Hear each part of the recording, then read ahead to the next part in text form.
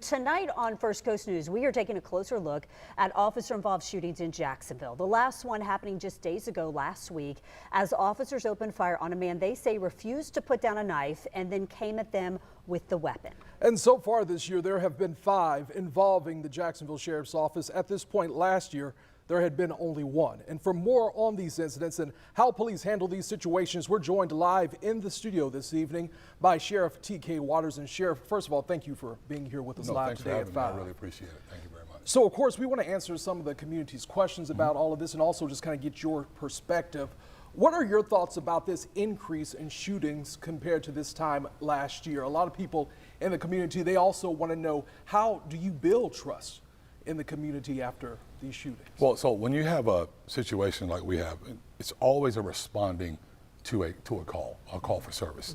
And unfortunately, some of these early on in this year have been more violent than previously, at least happening more often, where firearms or knives are produced.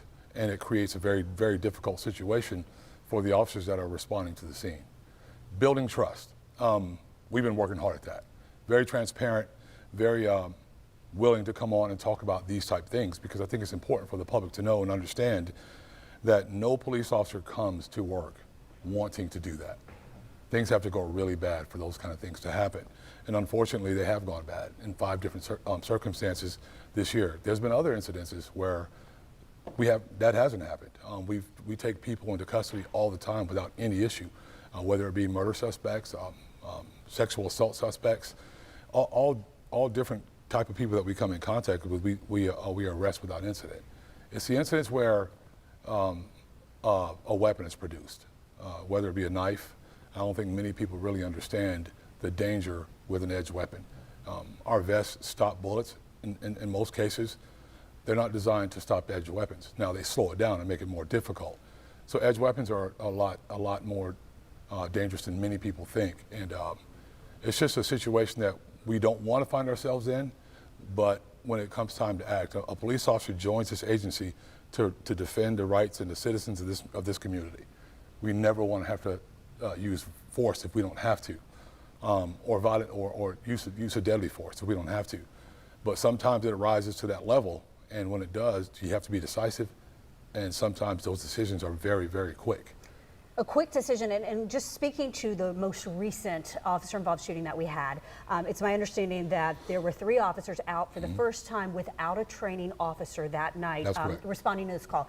Is that standard protocol where newly trained officers are together out on a call? Yeah, that happens, especially like in midnight shift. Most of the time, new officers end up going to the later shifts, and you know, they have to start somewhere. You know, we can't keep them in training forever. And once they go out on their own, you know, inside a district, there's several officers working. These 3 happen to be working at the same time going to that call.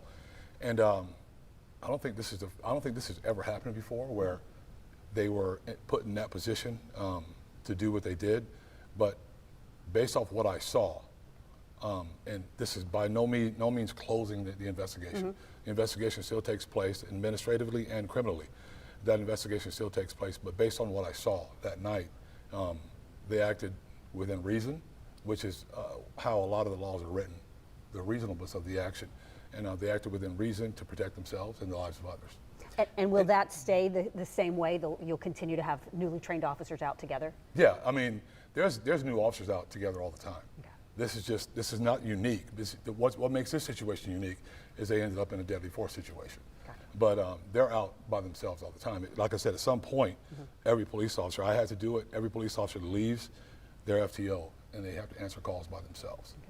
And Sheriff, we're running out of time, but I want to ask you this question just with something we saw over the weekend. You know, we had that recent incident at the Avenues Mall where shots were fired outside during a large teen gathering. A lot of people wondering, these so-called takeovers, they have been a point of concern before. What is the department doing right now to address this issue? So we focus on that. We have an intelligence unit. We often get information about these meetups happening. So what's happening, the young people that are involved, they end up switching locations a lot, moving in different places to kind of keep us off balance. And we've been able to stop a lot of them that you don't really hear about issues about, because we've been able to get involved and stop them. But in this situation, in this particular case, they happened to get there before we got there, got into a fight, fired shots into the air. We captured one suspect, he's in custody, and we're constantly working on, we were talking about that today, working on ways to better our, at least, presence when these things are taking place. All right. Well, Sheriff, thank you so much. We appreciate you coming in and just addressing these issues with us Absolutely. tonight. We look forward to more conversations. Sure, absolutely. Thank you so much. Thanks for having me.